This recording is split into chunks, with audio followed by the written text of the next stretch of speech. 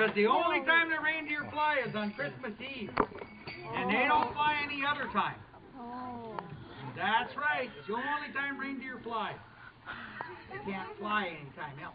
So I had to come down on my jet, and boy, I tell you what, we're going to get some snow. 'Twas the night before Christmas, and all through the house, not a creature was stirring, not even a mouse. The stockings were hung by the chimney with care, in hopes that St. Nicholas soon would be there. The children were nestled all snug in their beds, with visions of sugar plums dance in their heads. And Mama in her kerchief, and I in my cap, had just settled down for a long winter's nap. When out on the lawn there rose such a clatter, I sprang from bed to find out what was the matter. Away to the window, the moon on the breast of the new fallen snow gave a luster to midday to objects below. Anybody ever seen a full moon? Been out at night with a full moon? See how bright it is?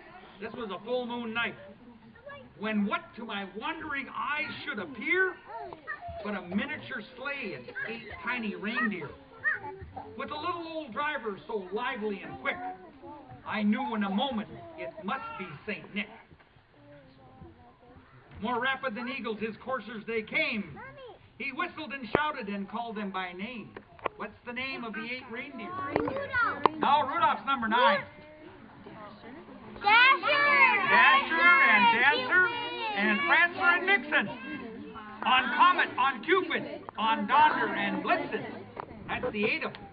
There's a 10th reindeer, but we don't let her out. What's the 10th reindeer? She's not a nice reindeer. What's her name? Rudolph's got the red nose, but we don't let the 10th reindeer. As I drew in my head and was turning around, down the chimney came St. Nicholas came with a bound.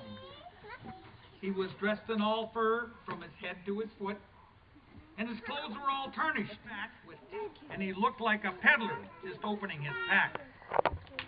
His eyes, how they twinkled, his dimples, how merry. His cheeks were like roses, his nose like a cherry. It shook when he laughed like a bowl full of jelly. He was chubby and plump, a right jolly old elf. And I laughed when I saw the reindeer fly. Well, now there's an interesting thing about that, because if you look in the paper, in the Brainerd paper last week, there was the thing that was sent up to me to the North Pole, and the person asked how a reindeer flies. And the first one, the turtle said, it's an anti-gravity. And the squirrel said, wings. And the raccoon said, gas. Not quite right.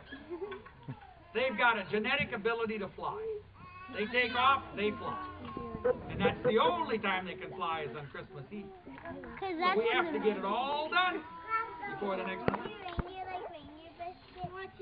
Oh, they'll eat almost anything, because they're eating up in the pasture right now. See, you thought there's snow up there? There's not. See, if you look at a map of the world, and you look at a couple of continents, line out on the map is towards the top of the world. Oh, hot springs. Do you think those elves work at 40 below zero? Are you kidding me? No way. Those guys don't like that.